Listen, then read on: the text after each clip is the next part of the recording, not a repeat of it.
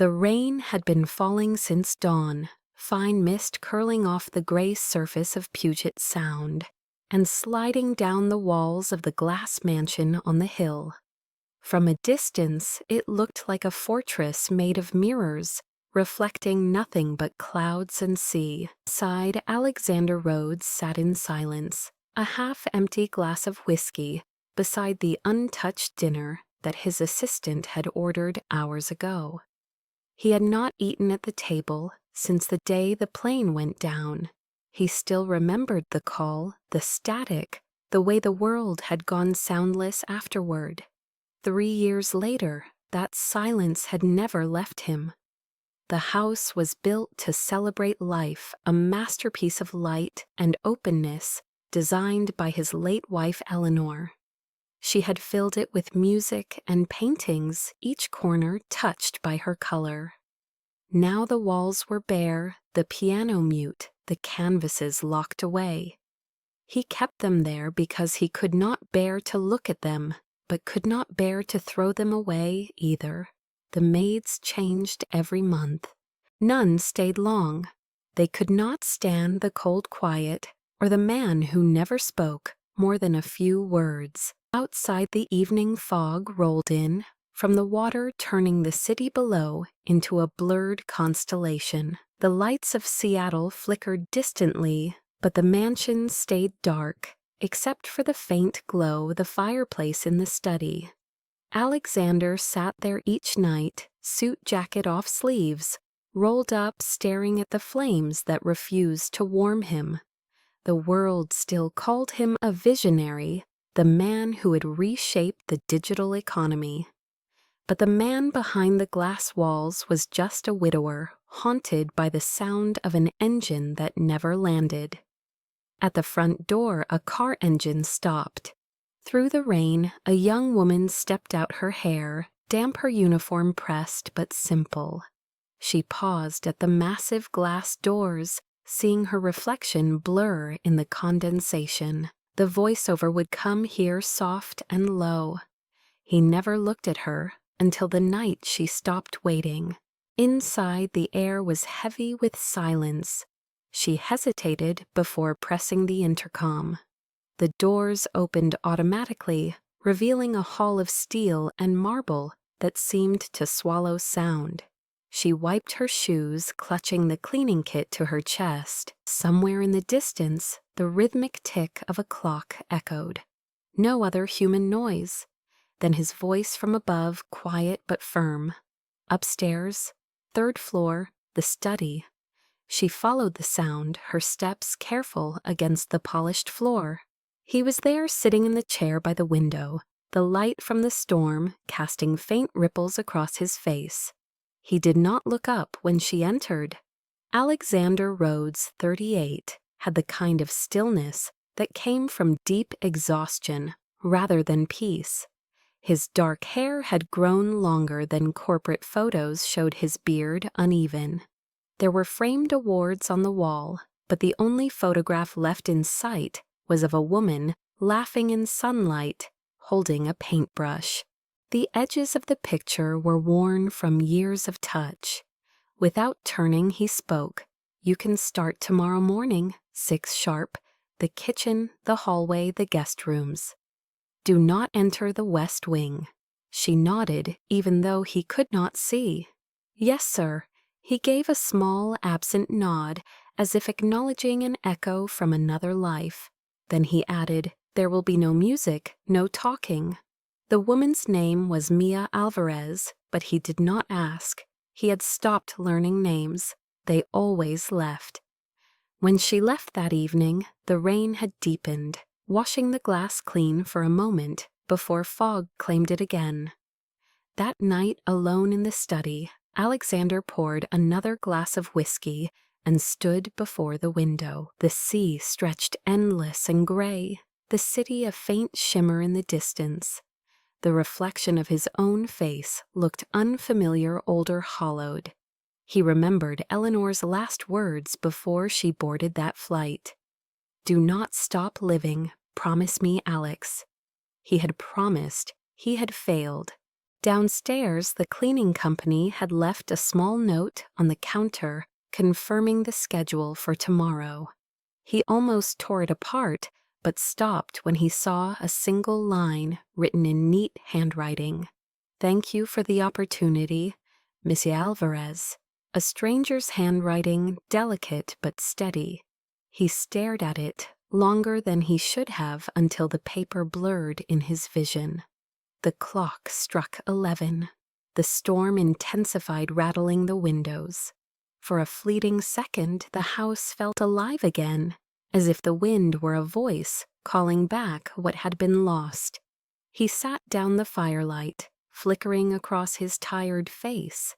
He did not know it yet, but the sound of the rain outside would one day remind him of the moment everything began to change.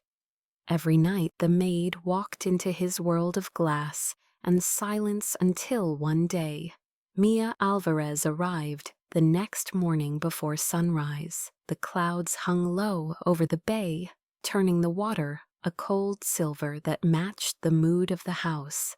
She stood at the gate waiting for the security code to accept her entry, clutching a paper cup of cheap coffee that had already gone lukewarm. It was her third job this month. The last two had ended abruptly, one because the client thought she smiled too much, another because the place felt cursed. Yet something about this assignment pulled her forward, despite the dread she felt. The mansion loomed like a glass cathedral, beautiful and empty. Inside, she could almost hear her mother's voice, reminding her that every job, no matter how small, deserved respect.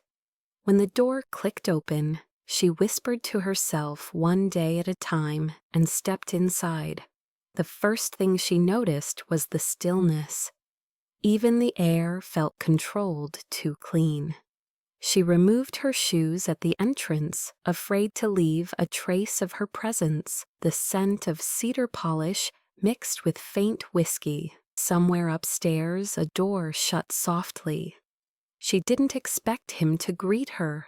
Men like Alexander Rhodes existed in a different orbit, surrounded by technology, money, and silence. She walked through the great hall, her reflection echoing across the glass walls.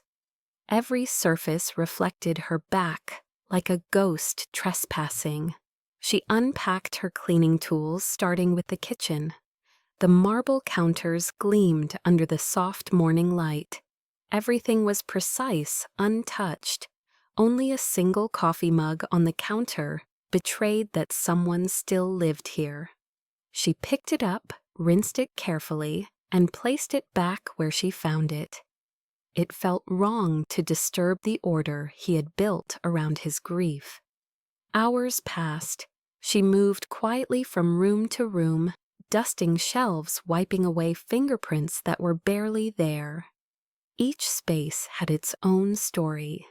The west wing was sealed behind a frosted glass door, marked by a digital lock. She paused before it, sensing a chill that had nothing to do with temperature. The air there felt heavier, as if holding its breath.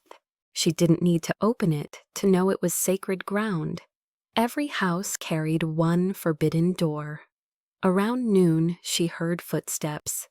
Turning, she saw him standing at the end of the hallway, tall, expression unreadable, wearing a dark sweater that contrasted with his pale skin. His eyes were gray like rain before a storm. He said nothing for several seconds. Then quietly he asked, "You found everything you need?" "Yes, sir," she replied, unsure if she should meet his gaze. "Good. Lunch is delivered at 1. The staff eats in the kitchen. You can leave at 5. He was about to walk away when he noticed something different, the faint hum of a tune under her breath. It stopped the moment she realized he was listening. "Sorry, sir," she said quickly.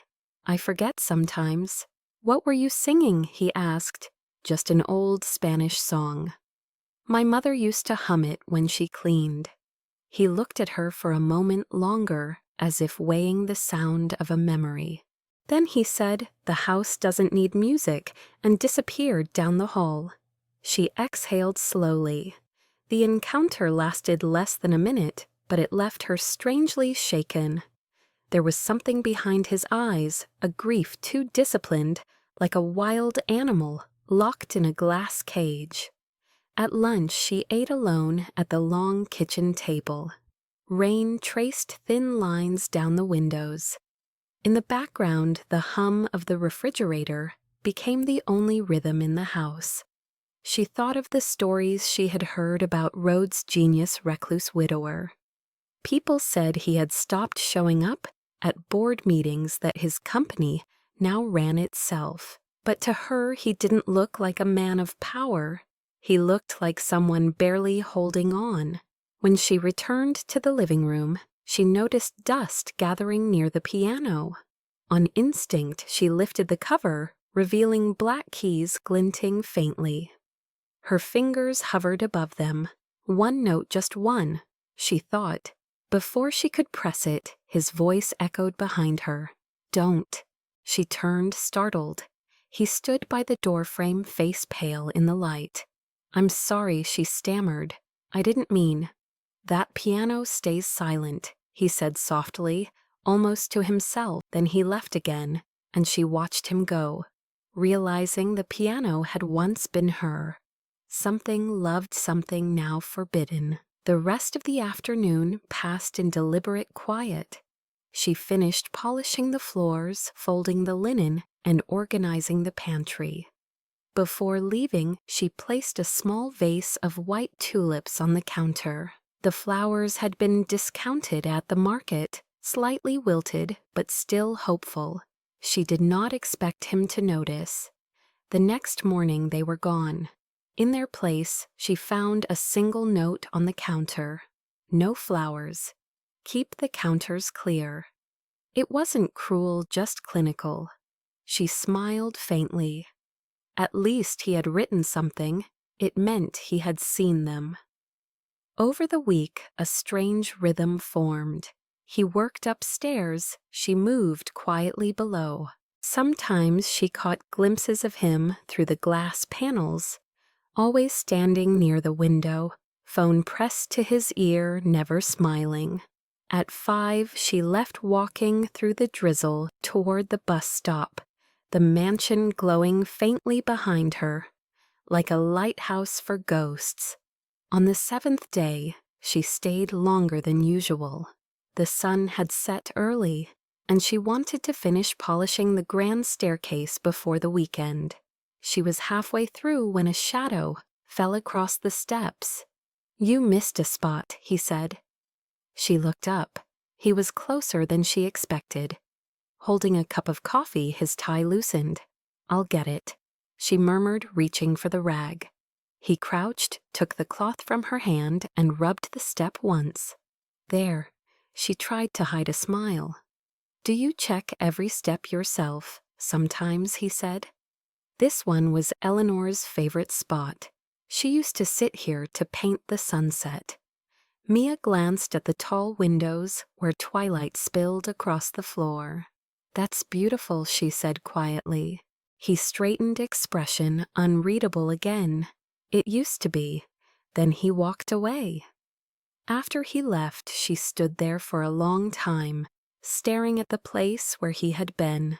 The air still carried the faint scent of his cologne, warm and distant like a memory.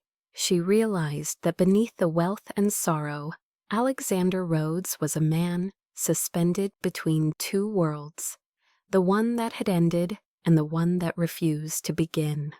When she finally stepped outside, night had deepened. The mansion glowed behind her, each window a fragment of his isolation. She whispered into the rain, "I wonder if you ever see how lonely you are." Then she turned and walked down the hill, unaware that upstairs by the same window he was watching her leave. The days that followed unfolded in quiet repetition. Morning mist over the bay, the faint hum of machinery. As security systems powered up, the distant echo of footsteps on marble. Mia learned the rhythm of the house, the way one learns the heartbeat of someone who never speaks. She arrived at 6 left at 5, moved like a shadow through rooms where time seemed frozen. Alexander Rhodes kept to his study on the upper floor, always with the door half open, but never inviting. He spoke only when necessary, and his tone was clipped courteous empty. Yet small details began to change. He no longer wore a tie. The half-empty whiskey glass appeared less often. The curtains in the East Hall once closed were drawn open one morning. The light startled Mia. It spilled through the glass walls, catching dust motes like gold sparks in the air. She felt absurdly that she had done something miraculous by simply being there to see it. She spent her hours dusting shelves lined with awards degrees and artifacts from a life that no longer fit the man upstairs. Each object seemed like a monument to the person he used to be. But sometimes while wiping a frame, she found herself whispering softly to the photograph of the woman with the paintbrush. "I'm trying, don't worry. I'll take care of him until he remembers how." In the afternoons, she brewed tea instead of coffee, leaving it near his door. He never thanked her, but the empty cup waiting each morning was answer enough. The silence between them was not hostile anymore. It was heavy, intimate, like two people breathing in the same dark room. She had started to hum again quietly, only when she thought he was far away. But one day, as she folded linens in the laundry room, she heard something unexpected, a faint note from the piano upstairs. Just one uncertain, like someone testing if memory still worked. Then another. The melody stumbled, stopped, and silence returned. Her heart thudded. She said nothing, afraid to break whatever fragile thread had connected them through the walls. That evening when she left, she noticed the reflection of the sea on the glass doors. The sun was sinking, streaking the sky with copper and violet. It reminded her of paintings she used to make before her mother fell ill, before she had traded color for survival. She thought about bringing her sketchbook tomorrow, but quickly dismissed the idea. This was his house, not hers. A week passed. The city outside began to shift toward winter. Rain turned colder winds sharper. The mansion, though sealed and warm, carried the same chill inside. Mia began placing small things around to soften it. A folded blanket on the sofa, a candle near the piano, fresh towels that smelled faintly of lavender. Alexander didn't remove them. That was progress. One evening, as she was cleaning the library, she noticed him standing at the far end of the room, watching the rain through the tall window. He did not acknowledge her presence, but neither did he walk away. She could sense his restlessness, the way his hands tightened and released by his sides. Without thinking, she said softly, "It's beautiful tonight, isn't it?" He turned slightly, his expression unreadable. The rain, she clarified. The sound of it, it makes everything feel alive. He looked back at the window. "I used to think that too." She waited, unsure if he was finished. Then he added, "Eleanor loved the rain. She said it painted the world clean again." His voice was low, rough, as if he hadn't used it for conversation in years.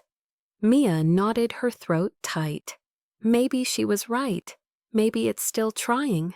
He said nothing, but his shoulders eased. That was the longest exchange they had ever shared. The next morning, he was already downstairs when she arrived.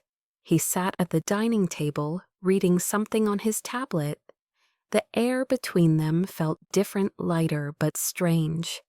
"Good morning," she greeted quietly.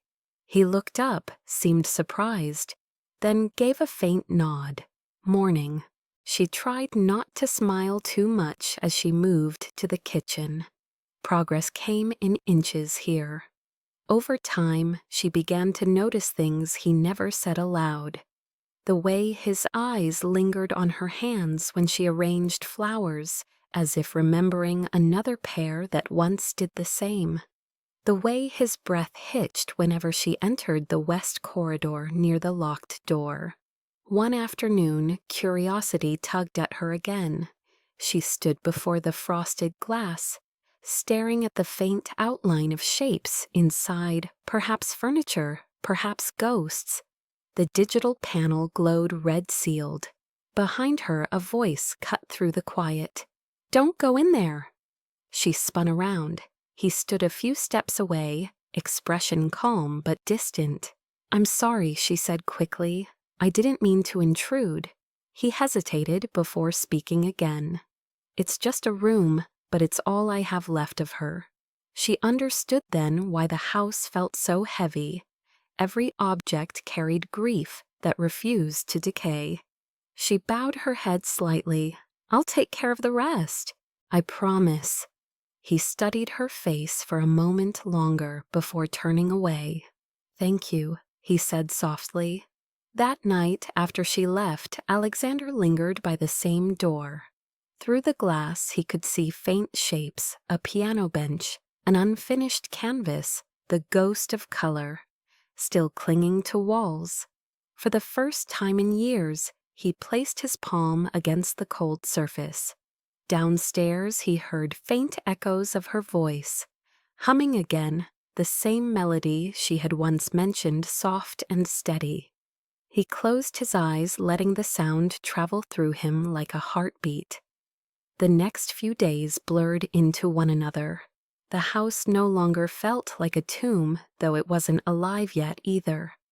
It existed in a strange limbo, halfway between mourning and rebirth. He began to notice things he had ignored. Before the smell of citrus from the floor, cleaner the small vase of tulips she kept bringing, even though he told her not to. He stopped throwing them away. One evening he found himself waiting by the window, watching for the flicker of her umbrella through the gate. When she appeared, her figure small, against the gray rain, something inside him loosened. He turned away before she could see. Upstairs, the piano remained closed, but sometimes he rested his hand on it, just to remember what warmth used to feel like. Mia continued her quiet mission to fill the house with traces of life. A song here, a scent there. She never spoke of it, but she felt his grief shifting like tides. She didn't know where this fragile connection would lead. All she knew was that every day, the silence between them sounded a little less like absence and a little more like promise. The storm rolled in before sunset, a curtain of gray swallowing the city skyline until even the water disappeared behind sheets of rain. Mia was finishing the upstairs hallway when thunder shook the glass walls. The lights flickered once-twice, then went out completely. For a moment there was only darkness and the sound of rain hammering the roof like fists. She stood still, heart thudding. The backup generator did not come on. Somewhere downstairs a door slammed. She hesitated, then called out softly, "Mr. Rhodes." Her voice was swallowed by the storm. She took her phone from her pocket, the weak glow of the screen casting blue light over her face. The service was out. She tried the landline. Dead. The city below had vanished, only the endless rain outside. She found candles in a drawer and lit one, the flame trembling. The mansion felt different without power, less mechanical, more human. The silence between thunder was filled with the sound of wind pressing against glass like whispers. She carried the candle down the grand staircase, careful not to trip, and found him in the kitchen, sitting by the counter, with a flashlight, a bottle of whiskey, untouched beside him. He looked up when she entered. Power's out, she said, her voice small. I noticed, he replied, tone dry but calm. The generator's been unreliable. There's food in the pantry if you're hungry. She set the candle on the counter. I was about to leave when the storm started. The roads probably flooded. Then stay, he said simply. There are guest rooms upstairs. She hesitated. I don't want to intrude. You're not, he said. Glancing toward the window, where rain streamed like melted silver. Besides, you'd never make it down the hill alive tonight. She nodded a little, unnerved by his bluntness. The air between them was fragile, uncertain, like the flicker of the flame between them. She opened a cupboard and pulled out a packet of instant noodles. He raised an eyebrow. That's your idea of dinner? You have a house worth millions and not a single fresh vegetable, she said, half teasing. He looked almost offended, then a corner of his mouth twitched. She set a pot on the gas stove, lighting it with a match. The warmth of the small flame filled the room with a strange intimacy. He poured 2 small glasses of whiskey and pushed one toward her. For courage, he said. They ate quietly the candlelight, turning the marble surfaces golden. For the first time, the house didn't feel like a museum. It felt lived in. She told him about her mother, about growing up in a small apartment, over a grocery store, about how she had once painted the view from the fire escape, a painting she never finished because life got in the way. He listened, eyes softening, and said Eleanor used to paint too. She believed color could change a room faster than light. Mia smiled. Maybe she was right. He looked down at his drink. The last thing she ever said to me was, "Don't let the house go dark." He gestured around, voice breaking slightly. "And yet here we are," she said quietly. "You kept her alive by refusing to live."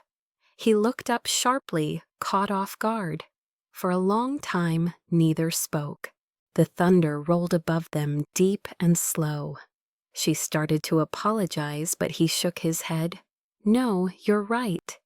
He stood, took the candle, and moved toward the living room. She followed, hesitant. The large windows looked out into the storm, the sea beyond invisible but audible roaring. He set the candle on the piano, its light dancing across the black lacquer.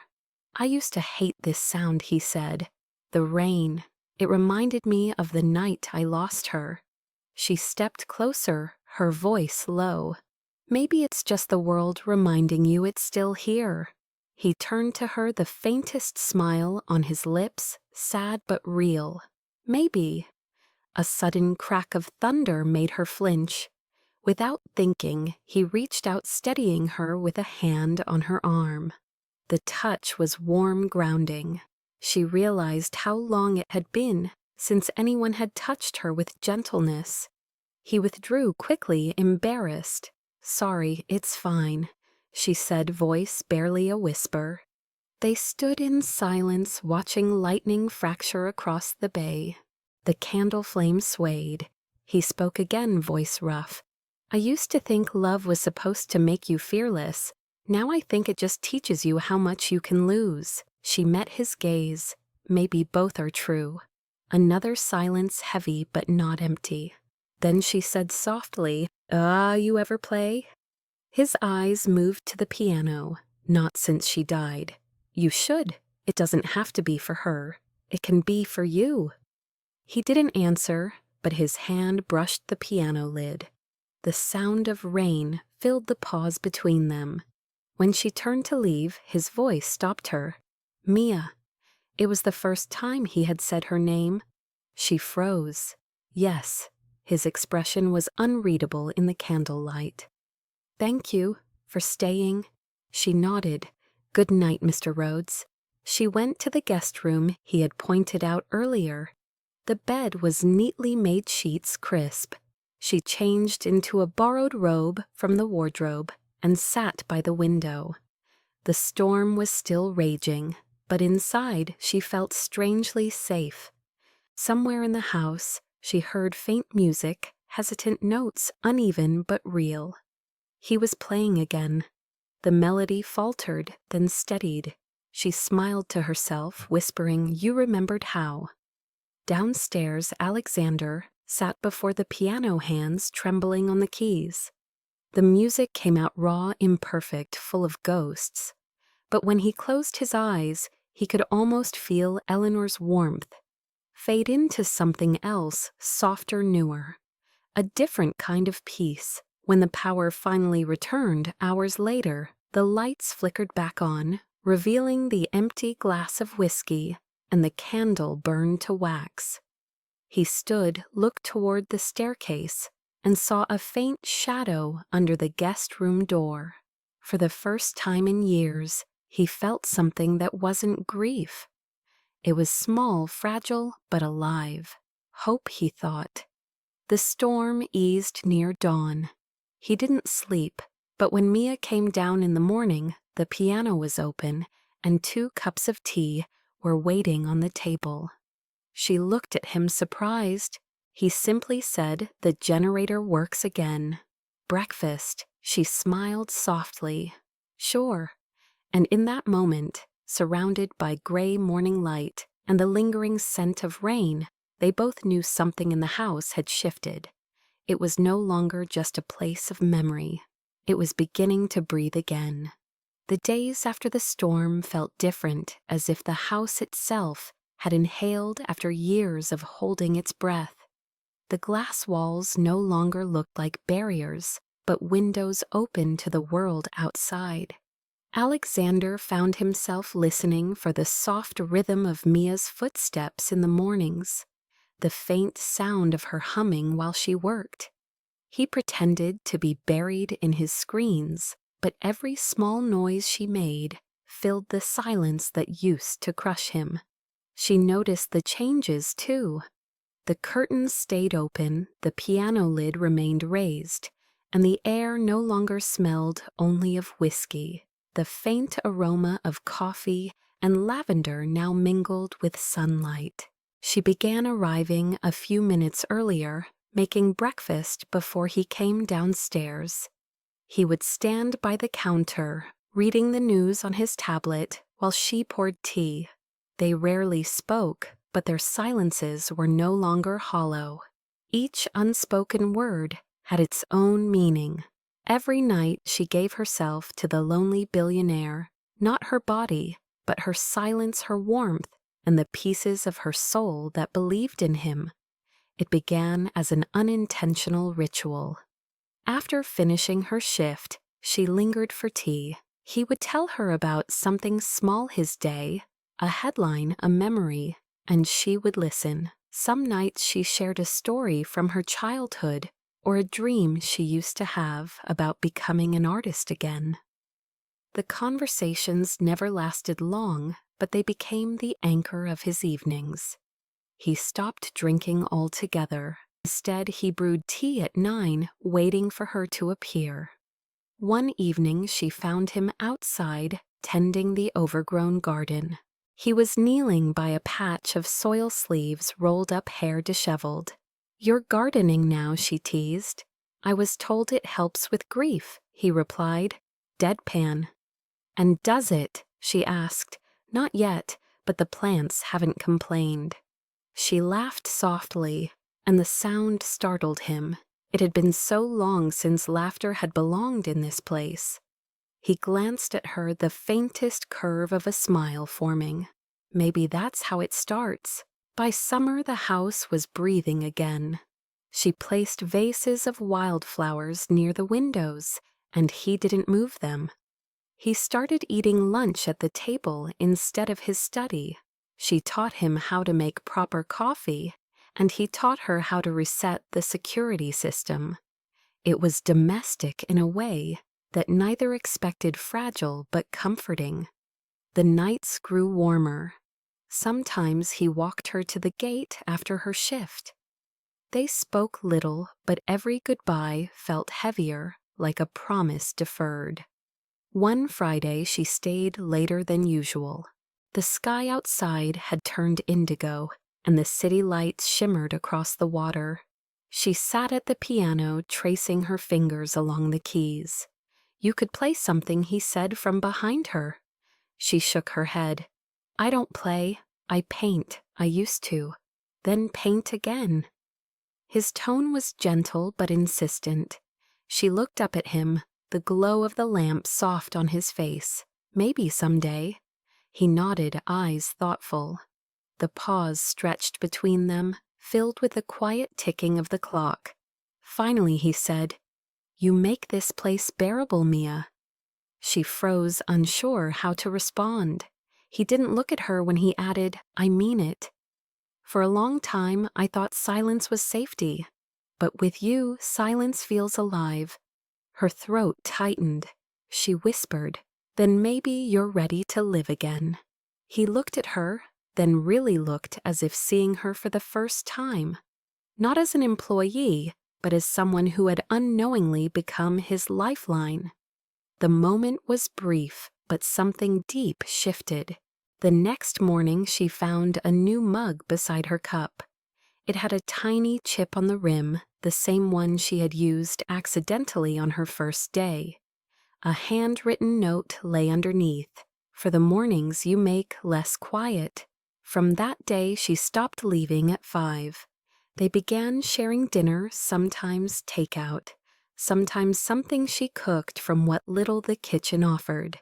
He would set the table while she poured the wine, an unspoken collaboration that felt like a secret and neither dared to name. Once during one of those quiet dinners, he said, "You know, I used to host parties here. Dozens of people, cameras, music. I thought it meant I was alive, but I can't remember a single conversation from those nights." "And now?" she asked. He smiled faintly. "I remember everything you say."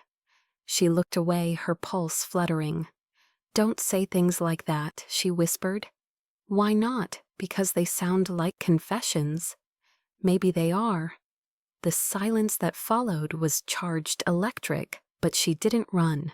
She met his gaze, and for a heartbeat, they were just two people who had forgotten how to be alone. After that night, their routine deepened. She began leaving sketches on the counter, tiny drawings of flowers, the sea, the outline of the house. He framed one without telling her.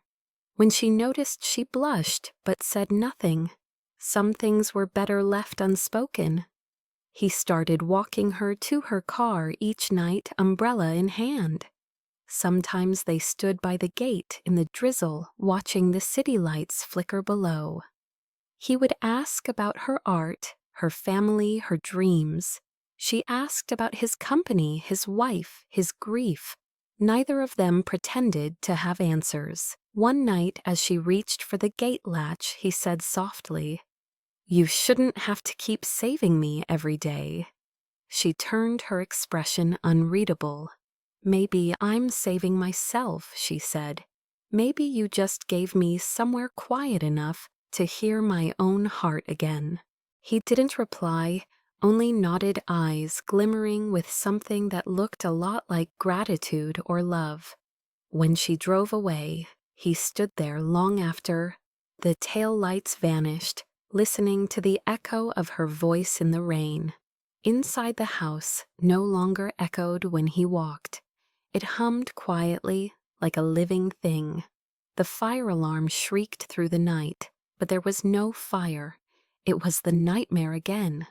Alexander woke in a cold sweat chest, heaving the echo of metal, twisting and wind howling inside his skull. He stumbled out of bed, heart-pounding, disoriented. The glass walls shimmered with reflections of lightning.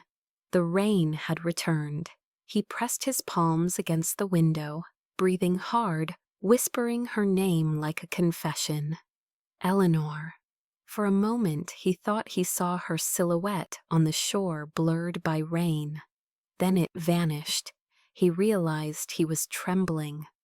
The whiskey bottle on the counter tempted him, but he didn't reach for it. Instead, he grabbed his coat and stepped outside into the storm. The rain drenched him instantly, washing over his face like punishment. He wandered down the path that led toward the cliffs. When he reached the end, he fell to his knees. The water below roared. He whispered, "I kept the house. I kept the promises, but you never came back." The words broke like waves. He stayed there until he heard a voice calling his name through the storm. Alex, her voice. He turned and saw Mia, barefoot hair plastered to her face, holding an umbrella that did nothing against the wind. "What are you doing out here?" she cried. He laughed bitterly. "I could ask you the same." She reached him, kneeling beside him, her hand on his shoulder. "You're freezing. Come inside." He shook his head. "I can't. Not tonight. Not anymore." She didn't move. Then she said quietly, "Then I'll stay." The words cut through the noise. She held the umbrella over him even as it snapped in the wind. He looked at her, really looked. Water streaked her face, but her eyes held something fierce, unyielding. He whispered, "I can't stop loving her, and it's killing me." Mia's voice trembled, but she didn't look away. "Then love someone who's still here." The words hung between them, raw and impossible. He stared at her as thunder rolled over the sea. Slowly he reached for her hand. Her fingers were ice cold, but the moment he touched them, something inside him cracked open. For the first time in years, he felt alive, and it terrified him. They went back inside, dripping water across the marble floor. The power flickered again, casting shadows that danced along the glass walls. She wrapped a blanket around his shoulders and knelt beside him, her hair falling in wet strands. "You don't have to keep punishing yourself," she said softly. "You didn't cause that storm. You didn't crash that plane." He closed his eyes. "But I let her fly alone. She wanted me there. I said I was too busy." He let out a broken laugh. "The irony is, I built software to predict everything except grief." She touched his hand. "You can't outthink pain, Alex. You can only live through it." He opened his eyes and met hers. They were dark, steady, real. Something in him broke. He reached for her, hesitant at first, then desperate. She didn't resist. Their lips met, hesitant, trembling, like two people remembering what it meant to feel human. The kiss wasn't perfect. It was wet with tears and rain, but it was alive. When they pulled apart, his forehead rested against hers. He whispered, "I don't know how to do this." She smiled faintly. "Then we'll learn together." Hours blurred. The storm outside softened to a hush. They sat by the fire, wrapped in silence, sharing pieces of themselves that had been locked away for too long. He told her about the first time he met Eleanor, how she'd thrown paint on his white shirt at an art show and called it improvement. Mia told him about losing her mother, about the loneliness that came, about how cleaning houses made her feel invisible, but here for the first time she didn't. "You make the invisible visible," he murmured. She looked at him. "You make the broken beautiful again." The flames reflected in his eyes, turning gray into gold. He brushed a wet strand of hair from her face, fingers trembling. "Are you sure he asked?" She nodded once. "I'm sure." When they came together again, it wasn't lust, it was need, the kind born from too many nights alone. His hands traced the outline of her shoulders, her breath caught in his throat. Every touch was hesitant, reverent, as if afraid of breaking something sacred. It felt less like desire and more like a prayer. He whispered her name as if it could rewrite history, and she whispered his as if it could forgive it. Later they lay in quiet, her head resting on his chest, his hand tracing circles along her arm. Outside, dawn began to bleed into the horizon. The rain had stopped. The first light touched the sea. He said quietly, "I don't deserve this." She lifted her head. "Why not? Because she's barely gone in my mind. And yet here you are. I can't pretend I'm whole." She touched his cheek. "You don't have to be whole to be loved, Alex. You just have to be honest." He closed his eyes, letting the truth settle like warmth beneath his ribs. When morning came, she brewed coffee while he watched her from the window. The light hit her face, just so, and for a fleeting second he saw not a replacement, not redemption, but something new, life itself. When she turned and smiled at him, he felt a quiet peace he hadn't known existed. "Thank you," he said. "For what? For staying. For reminding me that the world didn't end." She handed him the mug. Maybe it just needed a new beginning.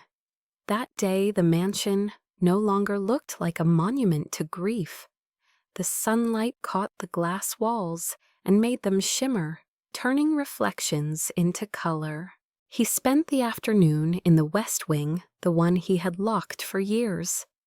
When she found him there later, the door stood open. Dust hung in the air, glowing like gold dust. He was holding one of Eleanor's unfinished paintings. "I think it's time," he said. "Time for what? To let the light in again." He set the painting down and smiled, a real one this time.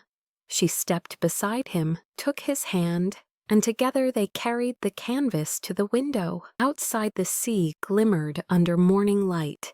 It wasn't forgiveness, not yet, but it was the first step toward it. The scandal broke on a Monday morning, the kind of morning when the air smelled too clean and the world felt deceptively normal. Alexander woke to the vibration of his phone on the nightstand.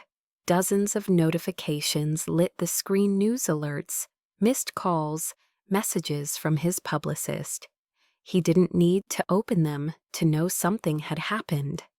The truth was always faster than the lie. He scrolled once, his jaw tightening as headlines screamed across every feed. Billionaire tech visionary. Alexander Rhodes caught in late-night affair with housemaid. Another read, the widow's billionaire, who is the mysterious Latina, seen leaving his mansion. He froze on the photograph. It was grainy, taken from the street, but unmistakable Mia, in her uniform hair, loose from the rain, stepping out of his gate at midnight, his chest constricted. The photo told only one story and not the truth. Mia was on her way to work when her phone began to buzz. She didn't recognize the number, but when she answered, the voice on the other end was trembling. "Mia, it's Rosa, you need to see this." By the time she reached the coffee shop, the image was everywhere. A coworker's whisper followed her. "That's her, isn't it?" She looked at the screen, at her own face beside the headline, and felt the ground fall away. Her breath caught. She didn't cry, not yet. When she arrived at the mansion, security was doubled. Cameras flashed from the trees beyond the gates. Reporters shouted questions that sliced through the air. She lowered her head, walking fast, heart hammering. Inside, the silence was unbearable. Alexander stood in the living room, phone pressed to his ear, voice cold. "Tell the board I'll handle it. If they can't stomach one rumor, they don't deserve the company." He hung up and turned toward her. The exhaustion in his eyes said everything. "You saw it?" he asked. She nodded, unable to speak. "I'm sorry," he said quietly. "You shouldn't be dragged into this." She shook her head. "It's not your fault, isn't it?" he muttered. "I was careless. I should have protected you." She swallowed hard. "They'll destroy you for this." "Let them," he said. For the first time, his voice carried something fierce alive. "I've spent years letting other people write my story. Maybe it's time I tell it myself." That evening, his PR team arrived, pale and panicked. They urged him to release a statement, deny the relationship, blame the staff. or frame it as a misunderstanding. Alexander listened in silence, then dismissed them all. "I won't lie, not about this." When they left, Mia stood by the piano, her hands trembling. "You can't fight them," she said. "They'll twist everything." He looked at her eyes steady. "If I lose everything because I finally felt something real, then maybe it's worth it." She stared at him, tears finally falling. "You can't mean that." "I do," he said simply. "Because this," he gestured between them, "is the first thing in years that's made me feel human again." The story spread faster than wildfire. Talk shows dissected their every move. Social media buzzed with outrage and fascination. People debated whether she was a gold digger, a manipulator, or a victim. Old photos of Eleanor resurfaced her smiling face, now used as contrast against Mia's supposed betrayal. The cruelty of strangers was infinite. Mia stopped leaving the house. Every time she stepped near a window, cameras flashed from the street. She turned off her phone after reading a comment that said she had spit on a dead woman's grave. Alexander's company began to crumble under the weight of scandal. Shareholders demanded his resignation. The press stalked his family. His investors fled.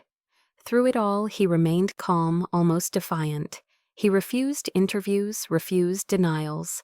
The truth, he said, would outlast noise. But at night, when the cameras left, the silence became unbearable again. Mia found him sitting in the dark, staring at nothing. "You can still stop this," she whispered. "Say it was nothing. Say I lied." His head snapped up. "Don't ever say that. You are the only thing that's real." She wanted to believe him, but the fear in her chest wouldn't let her. Every article, every hateful comment carved another wound. She began packing quietly, folding her few clothes into the small bag she had arrived with months ago. When he found her, she was by the door, tears staining her cheeks. "You're leaving?" he asked, his voice hoarse. "I have to," she whispered. "They're tearing you apart. Because of me. Because of what they think we are." He stepped closer. "What they think doesn't matter. It matters when it ruins your life." He shook his head. "No, the only thing that ruined my life was pretending I didn't feel." She looked at him, heartbreaking. "Don't make this harder, please." He took her hand, desperate. "I can fix this. I can make them see." "You can't fix love, Alex," she said softly. "You can only live it or lose it." He froze. She pulled her hand away. "I won't be the reason you lose everything." She turned toward the door. He said her name once quietly. "Mia." She paused but didn't turn. "I'll send for my things," she said. When the door closed, he felt the silence return like a wound reopening. The cameras outside flashed, but he didn't notice. He walked back into the house that suddenly felt as empty as the day she'd arrived. The next morning, the newspapers printed his photo on the front page again. This time, the headline read, "Rhodes resigns, walks away from billion-dollar empire." He had given up the company, the board, everything. The reporters called it madness. He called it peace. That night, he sat by the piano and found one of her sketches folded under the keys, a quick pencil drawing of the mansion surrounded by rain.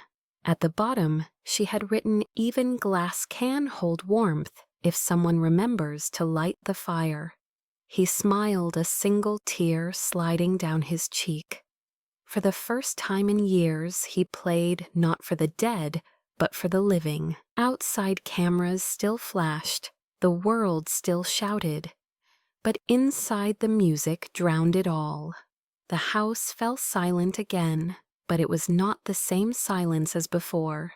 It was heavier now, laced with the echo of her laughter and the ghost of her footsteps that still seemed to cross the marble floors. Alexander walked through the mansion, like a man tracing the outline of a wound, touching every surface she had once dusted, every cup she had once washed. The tulip vase still sat on the counter, the last one she had dared to leave. He hadn't moved it. The flowers had withered, but he couldn't bring himself to throw them away. He spent his mornings by the piano, his afternoons at the cliffs, and his nights staring at the glow of the city below. Reporters still haunted the gate, but after his resignation, the headlines faded, replaced by newer scandals, fresher prey. The world moved on. He did not. The one person who had pulled him from darkness was gone, leaving only the faint scent of lavender and the sound of her voice in his memory. On her last day in Seattle, Mia didn't look back at the mansion. She couldn't. She took a bus to Tacoma, where no one cared who she was. She found a small apartment above a bakery, the kind of place that smelled of sugar and smoke. She started working at a local cafe, serving coffee to students and construction workers who never recognized her face. She liked it that way. But at night, when the cafe closed and the world quieted, she would sketch the sea, the rain, the silhouette of a man standing behind glass. She told herself it was just art, not longing. The months passed.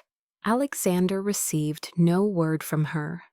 He tried writing once a letter that began with "I'm sorry" and ended with "thank you," but he never sent it. He knew she needed distance to heal from the chaos he had unleashed. He needed it too, though he wouldn't admit it. The mansion decayed in her absence. The housekeepers he hired came and went. None stayed longer than a week. The air felt wrong, suffocating, as if it refused to welcome strangers. He spent one evening cleaning the kitchen himself the way she used to, and found her chipped mug tucked behind the cabinet. He washed it and left it on the counter, an anchor to the life he had lost. Winter crept in. The garden froze. The sea turned dark and wild. One night when the storm was at its worst, Alexander found himself at the piano again. He played the song she had loved, the one she'd whispered he should finish someday. His hands shook, but he kept going until the melody filled the house. When the last note faded, he whispered her name into the empty air. "I'm sorry I wasn't brave enough to keep you." The words shattered in the silence. Meanwhile, Mia began taking night classes at a small art institute. Her professor, a kind woman named Nora, noticed her quiet intensity. "Your work feels alive," Nora told her, "like someone trying to remember what love looks like." Mia smiled sadly. Maybe that's all art is, remembering. She painted small canvases, at first still life seascapes, reflections of windows streaked with rain. One of them, titled "Glass House," won a local competition. A gallery owner offered to display it, and when she saw her painting hanging under bright lights, she felt something stir inside her, a fragile pride she hadn't felt in years. Yet beneath it all, there was a hollow space where his name still lived. Back in Seattle, Alexander attended therapy at the insistence of Miguel, his old friend and former business partner. The sessions were awkward, silent. He didn't talk about the company, the scandal, or even his wife. He talked about the maid who had taught him to live again. The therapist listened and asked gently, "What would you say to her now if you could?" He thought for a long time before answering. "I'd say I finally learned how to live, but I wish she were here to see it." He began small acts of rebuilding.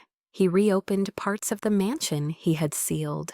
He donated art supplies to the local school Eleanor once supported. And every night he lit a candle in the window facing the bay, the same window where she used to stand before leaving. It was his way of saying he was still here, still waiting, still grateful. A year passed. One evening, while closing the cafe, Mia overheard two customers talking about him. "Did you hear Rhodes started some kind of foundation, helping artists or something?" Her hand stilled on the counter. She pretended to wipe it again, her heart racing. She hadn't spoken his name in months. Later that night, she searched online. The news was small, buried beneath tech articles. Former billionaire Alexander Rhodes launches the Eleanor Fund to support female artists affected by workplace discrimination. The photo showed him standing on a stage hair, shorter now suit, simple eyes softer. He looked older but alive. She closed the tab before the tears came. Weeks later, she received an envelope in her mailbox.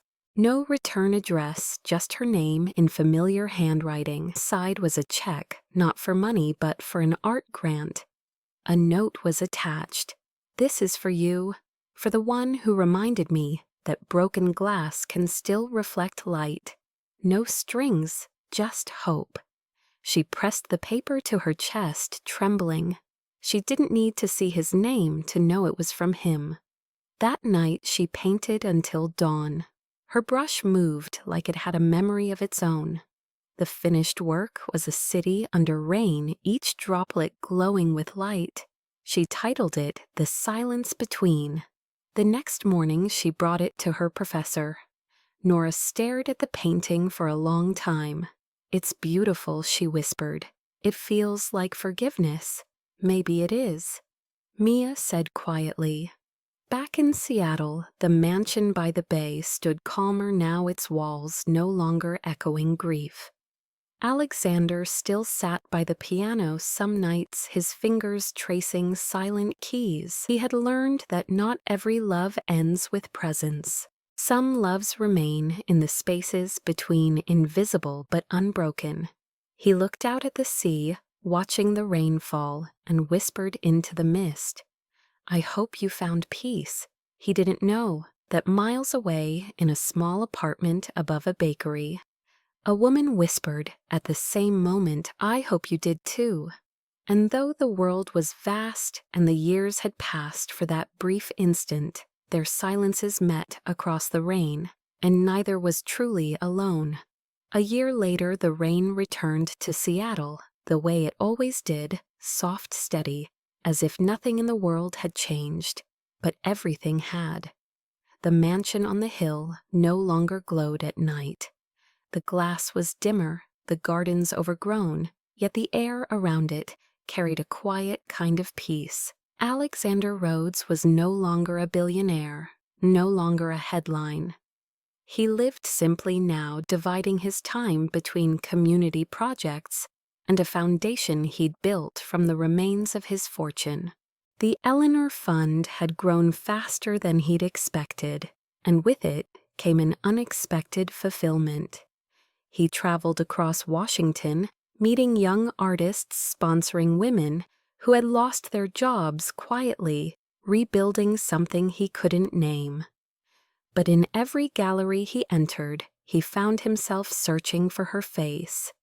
Mia Alvarez, the woman who had changed everything. He hadn't seen her since the day she left, though her memory had never really left him. He had written her once, and then again each time, throwing the letter into the fire before the ink had dried. He told himself she was free, that she had earned peace away from the weight of his name. Yet some nights when the wind carried the scent of rain and lavender, he still heard her voice saying softly, "Then love someone who's still here." One gray morning, while reviewing applications for a new grant program, a familiar sketch caught his eye. It was small, a pencil drawing of the sea through a rain-streaked window signed M. Alvarez. His heart stopped. The file listed her as a recipient candidate, now an art student in Tacoma, teaching children part-time. The Foundation's board had already approved the grant for her exhibition. He closed the file, but didn't breathe for a full minute. Then, almost without thinking, he stood and said to his assistant, "I'll deliver this one personally."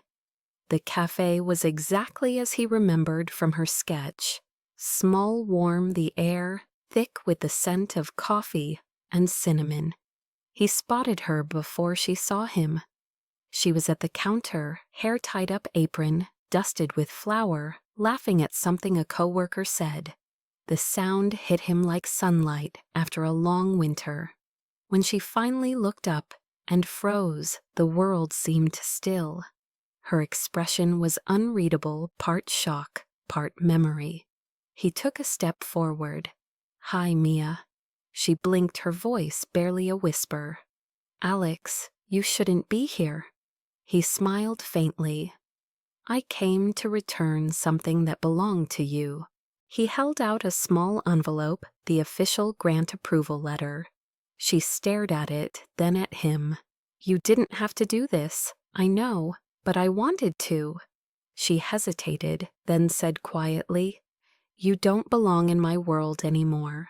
"Maybe not," he said, "but maybe I can build one where we both do." Her eyes softened, but her voice trembled. "You don't owe me anything." He shook his head. "I owe you everything." The silence stretched heavy but not painful. Finally she said, "You look different, happier."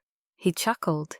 "I had a good teacher." She looked away, smiling faintly. "And what did I teach you? That love isn't about holding on to what's gone. It's about having the courage to start again." Her breath caught. She looked down at the envelope in her hand. The rain outside streaked the windows, blurring the world beyond. She said softly, "I thought you'd forgotten me." "Never," he replied. "Forgetting you would have been easier than living without you." They stood in silence, two ghosts rediscovering their pulse. Then her coworker called her name, breaking the moment. She turned back, her expression composed. "Thank you for the grant, Mr. Rhodes." He smiled sadly. "You're welcome, Miss Alvarez." And then he left, stepping into the rain. That night she opened the envelope. Inside, along with the official letter, was a folded note in his handwriting. "The world thinks I lost everything, but I only lost you. This grant isn't charity. It's faith in what you gave me and what you'll give the world." Tears filled her eyes. She pressed the note to her chest, whispering, "You foolish man." And yet she smiled. Months later, the Eleanor Fund hosted its first joint exhibition for emerging artists. She was invited to showcase her work.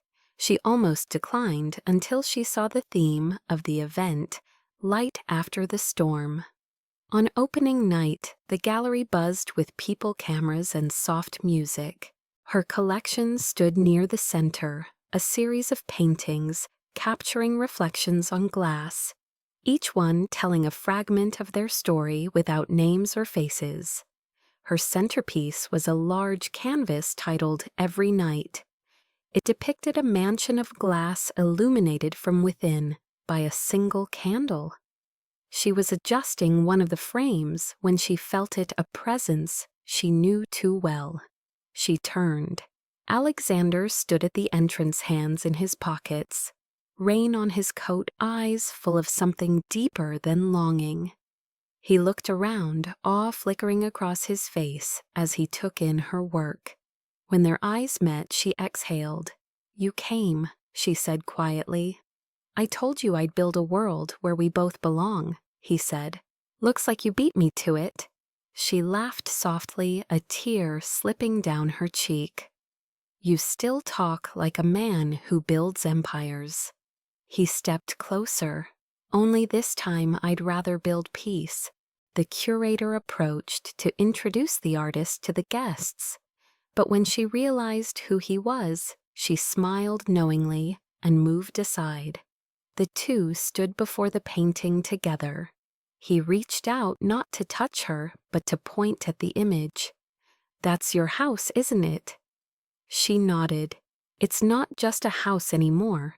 It's where I learned that love can survive silence." He looked at her voice low. "Then maybe it's time to let silence end." She turned toward him, searching his face for the man she had once loved through grief and scandal. He was different now, steady, grounded, alive. "What happens now?" she asked. He smiled. "Whatever you want." She hesitated, then said, "I just want peace." He took her hand. "Then peace is what we'll make." The room around them blurred into soft light and quiet applause. Reporters took photos, but neither cared. The past no longer held power over them. What mattered was the moment, the look between two people who had weathered storms and chosen not to drown. Later that night, when the gallery emptied, he walked her to the door. The rain had stopped, but the streets still glistened. He opened an umbrella and held it over her. She looked up, smiling faintly. "Still protecting me from the rain, always," he said. As they walked into the night side by side, the city lights reflected on the wet pavement like stars, and for the first time in a long time, neither of them felt like they were walking alone. 2 years later, the mansion on the hill no longer looked like a monument to grief. The garden bloomed with wildflowers again, and the glass walls reflected a softer kind of light, the kind that came not from wealth or design, but from life itself. Children's laughter drifted through the open doors as guests moved among art installations displayed across the rooms. What had once been the Holloway residence, a tomb of silence and memory, was now the headquarters of the Eleanor Mia Foundation, a space for artists, dreamers, and survivors. The transformation had begun quietly, the way most miracles did. After that night at the gallery, Alexander and Mia had chosen to rebuild their story.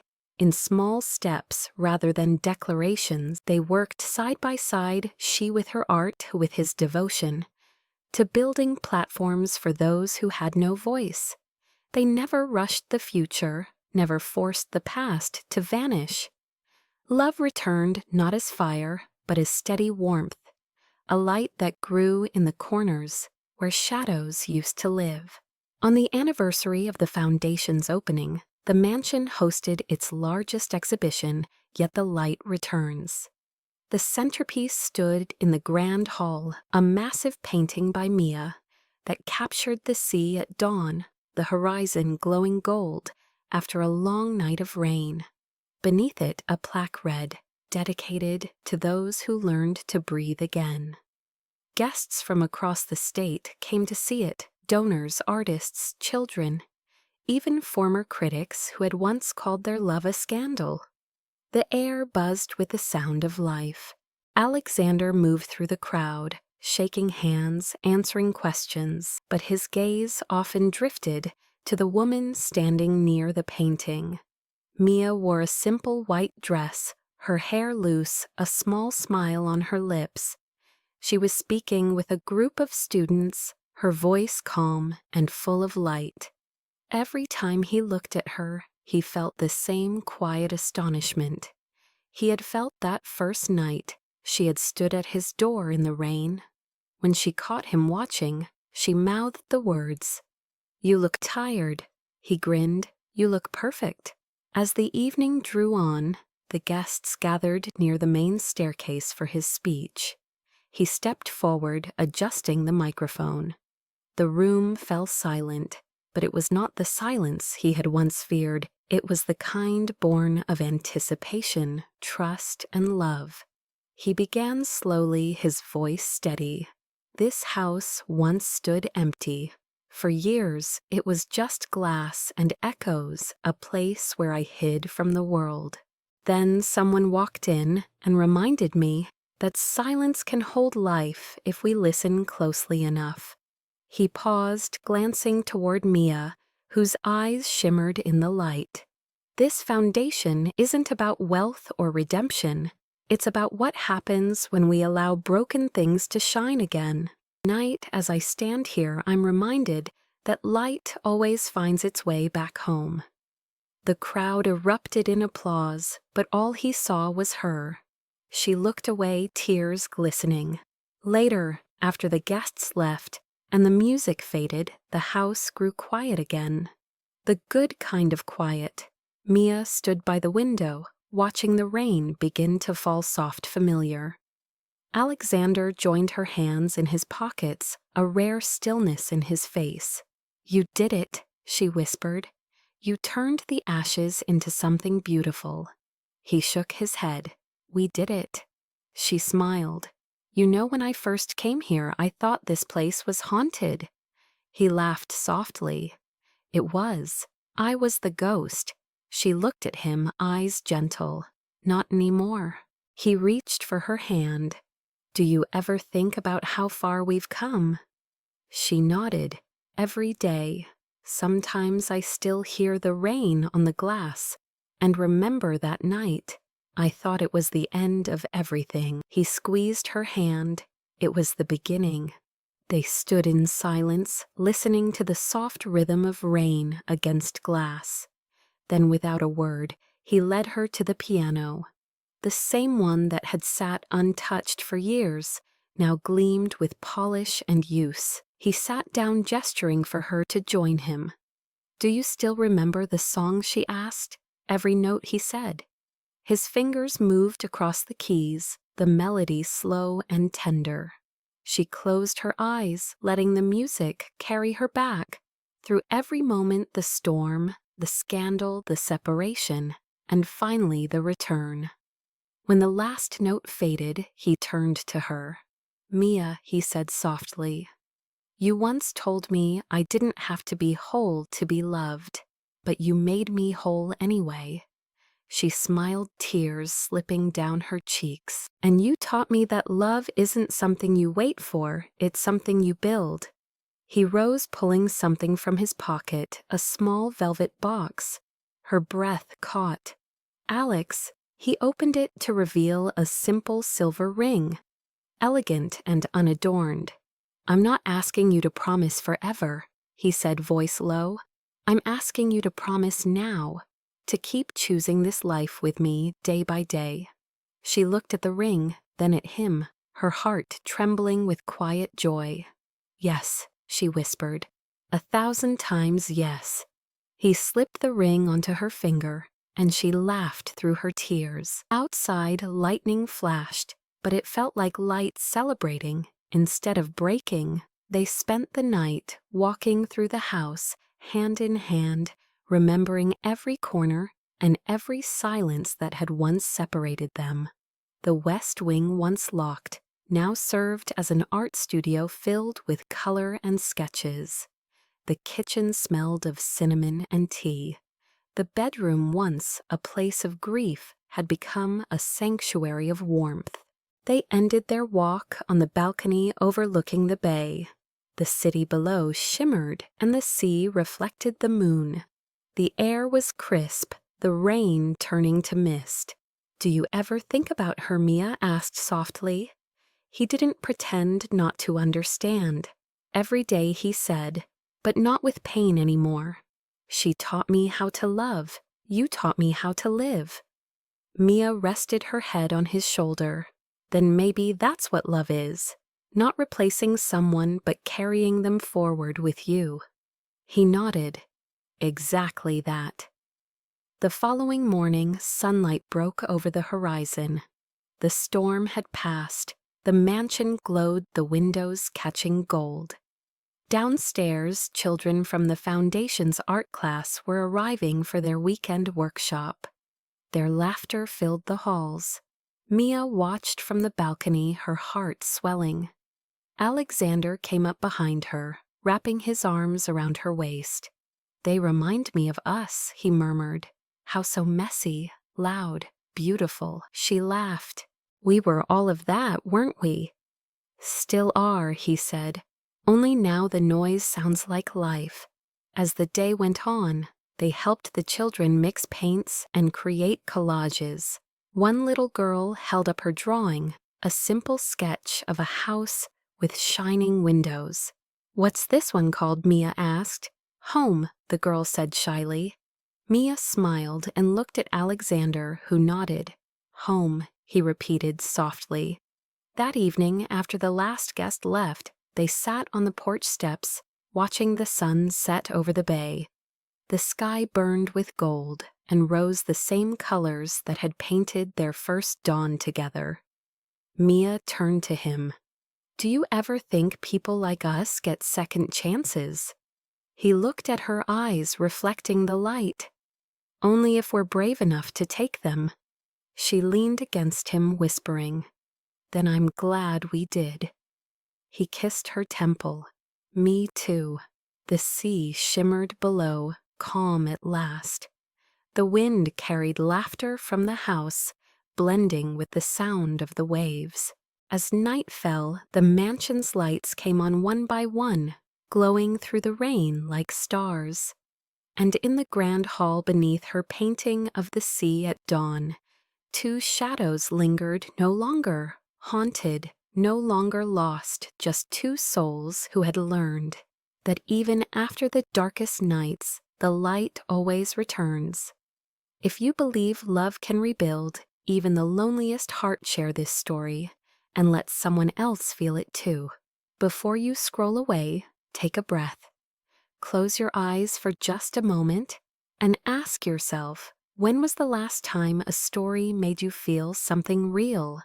Not excitement, not distraction, but that quiet ache inside your chest, when love feels both fragile and infinite.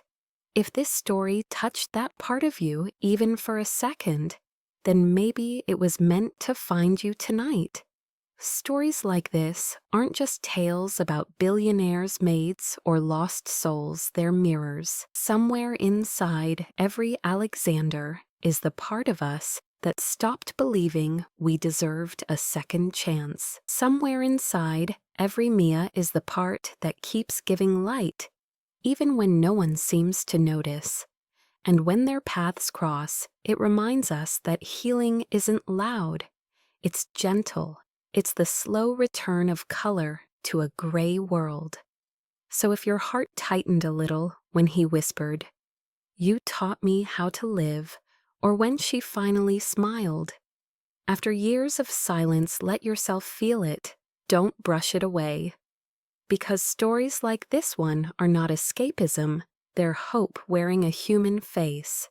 If you believe that love can rebuild even the loneliest heart, I want to invite you to do something simple yet powerful. Share this story. Send it to someone who needs to remember that it's not too late. Leave a comment below and tell us where you're watching from, or tell me which moment hit you the hardest. Maybe it was when she stood in the rain. Maybe it was when he finally played the piano again. Or maybe, just maybe, it was when they realized that love doesn't end when people leave, it ends when we stop believing. Subscribe to the channel if you want more stories like this. Cinematic, emotional, full of quiet redemption and love that heals rather than hurts. Every view, every comment, every shared moment helps these stories reach someone else who's sitting in their own kind of silence, waiting to feel something again. Because somewhere out there tonight, someone is standing by a window, wondering if love ever comes back. Be the reason they find this story. Be the proof that it does. And if you're that person, if you've been through loss, heartbreak, or loneliness, remember this: you don't have to be whole to be loved. You just have to be brave enough to stay open. The light always returns, sometimes in the form of a person, sometimes in a story, sometimes right here in the quiet glow of your screen, where a stranger's words find you and whisper, "You're not alone." So if you felt that tonight, don't just watch, join us, comment, share, subscribe. Let's build a corner of the internet where love is still, soft stories still matter, and hope still feels real. Because every story we tell is another candle lit against the dark, another reminder that no matter how cold the world gets, someone out there still believes in the warmth of the heart.